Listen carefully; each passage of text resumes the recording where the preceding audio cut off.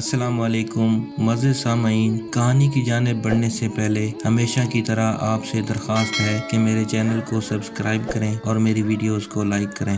وہ شدید کورے میں لپٹی ہوئی ایک گہری سیاہ اور یک پستہ رات تھی۔ اندھیرے کی کالی چادر نے ہر شے کو اپنی لپیٹ میں لیے ہوا تھا۔ میرے ارد گرد موجود اونچے اونچے مہیب درخت کسی دیو کی مانند تنے کھڑے تھے۔ میں محکمہ جنگلات میں افیسر تھا اور اس وقت میں اور میرا ایک اسسٹنٹ ایک دلدل کے کنارے پڑے ہوئے جانوروں کی لاشوں کے پاس کھڑے تھے۔ یہ 2 بھینسیں تھے۔ میں نے جھک کر ٹارچ کی روشنی میں ان کا گہری نظروں سے جائزہ لیا۔ ایسا محسوس ہوتا تھا جیسے یہ دونوں بلندی سے گرے ہوں۔ ان کے جسم ابھی گرم تھے، مطلب ان کی موت واقع ہوئے زیادہ دیر نہیں گزری تھی۔ یہاں پاس ہی ایک بلند پہاڑی تھی جو اس وقت اندھیرے میں ایک ہیبت ناک منظر پیش کر رہی تھی۔ ان دونوں کی موت بلندی سے گرنے کی وجہ سے ہوئی، لیکن میری سمجھ میں نہیں آ رہا رات کے اس وقت یہ چٹان پر کر کیا رہے تھے اور پھر دونوں بیک وقت کیسے گر گئے۔ میں نے الجھے ہوئے لہجے میں کہا، سر جی میں تو آپ سے پہلے دن ہی کہتا آیا ہوں، یہ جنگل ایک بھید ہے، ایک اسرار ہے، ایک ایسا بھید جو آج تک کسی پر نہیں کھل سکا۔ میرے اسسٹنٹ کے چہرے پر ہوائیاں اڑ رہی تھیں۔ ابھی اس کی بات پوری ہوئی تھی کہ پاس موجود درختوں کا تنا اتنی زور سے 2-3 بار ہلا جیسے کسی طاقتور عفریت نے اسے پوری قوت سے ہلایا ہو۔ میں نے اپنا سروس ریوالور نکال لیا تھا۔ اس کے بعد کچھ دیر تک وحشت ناک سناٹا چھایا رہا، اتنا سناٹا کہ اس وقت اگر پن بھی گرتی تو اس کی آواز بھی واضح طور پر سنائی دیتی۔ میں اور میرا اسسٹنٹ دونوں ہی اپنی جگہ پر ساکت کھڑے تھے۔ کافی دیر یوں ہی گزر گئی۔ میں اور میرا اسسٹنٹ وہاں سے واپس آ گئے۔ صبح ہم نے وہ لاشیں وہاں سے اٹھوا لی تھی۔ ابھی ہم ان بھینسوں کی پراسرار موت کے بارے میں اندازہ ہی لگا رہے تھے کہ اگلے دن عین اسی جگہ مزید کچھ جانوروں کی لاشیں پائی گئیں۔ یہ لاشیں گشت پر مامور ایک سپاہی نے دریافت کی تھیں اور حیرت کی بات یہ تھی کہ ان کی موت بھی بالکل اسی انداز میں ہوئی تھی، یعنی چٹان پر سے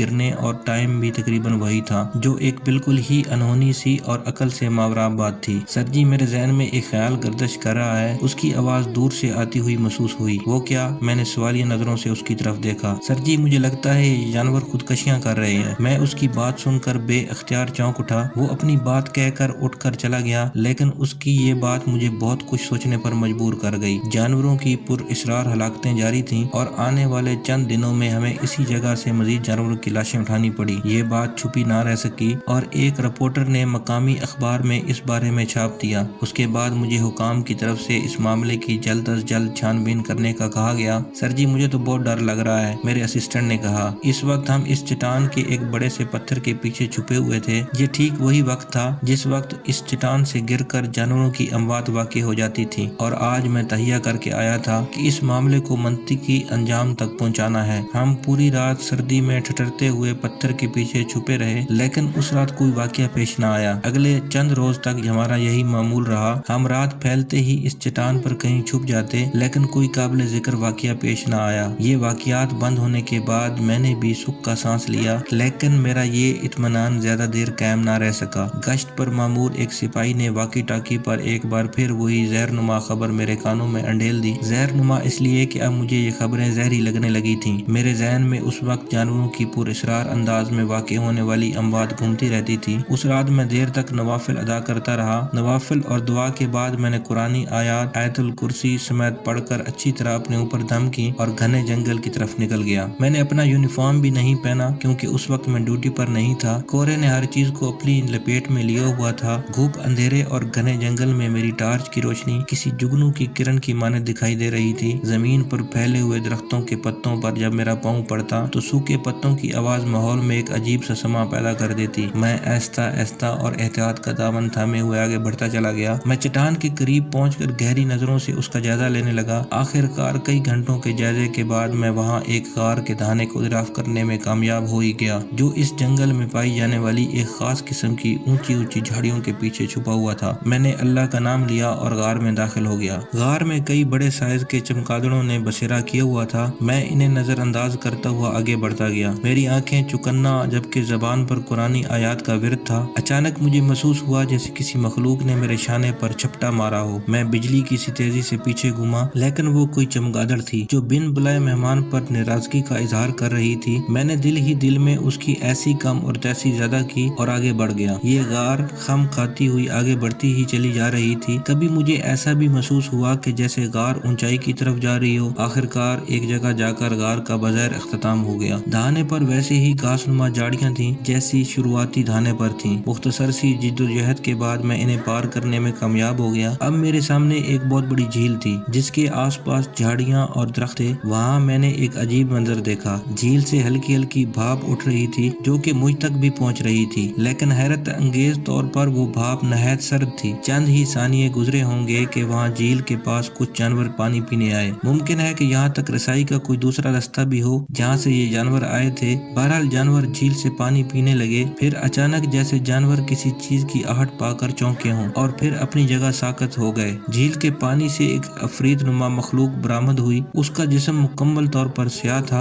ऐसा लगता था जैसे डायनासोर के खानदान की कोई मखलूक हो। सब जानवर एक ट्रांस की कैफियत में उसकी तरफ देख रहे थे। फिर उस डायनासोर नुमा मखलूक की आंखों से एक अजीब सी रोशनी बरामद होकर जानवरों पर पड़ी और वो सब के सब एक ट्रांस की कैफियत में एक तरफ चल पड़े। मेरे कानों में मेरे असिस्टेंट के कहे हुए अल्फाज गूंज उठे, सर जी ये जंगल एक इसरार है जो किसी पर नहीं खुल सका आज तक। मखलूक अब पानी में गायब हो चुकी थी। मैंने आहिस्ता आहिस्ता पीछे की तरफ कदम बढ़ाए और गार से होता हुआ वहाँ से बाहर आ गया। मैंने फौरन अपने असिस्टेंट को वाकी टाकी पर चट्टान पर पहुँचने का कहा और खुद भी वहाँ चल पड़ा। कुछ ही देर बाद मैं और मेरा असिस्टेंट उस चट्टान पर पहुँच चुके थे। वही जानवर एक झुंड की शक्ल में यहाँ आए और जौक दर जौक चट्टान से नीचे गिरने लगे। सादा अल्फाज में वो सब खुदकशी ही कर रहे थे। मैं और मेरा असिस्टेंट चाहने के बावजूद कुछ नहीं कर पाए। मैंने आला हुकाम को इस बारे में लिखा, लेकिन उन्होंने मेरी बात को दरखो इतना न समझा। इससे कबल कि मैं कुछ कर पाता मेरा वहाँ से तबादला हो गया। वो मखलूक क्या थी और जानवरों को खुदकशी पर क्यों और कैसे मजबूर कर रही थी, ये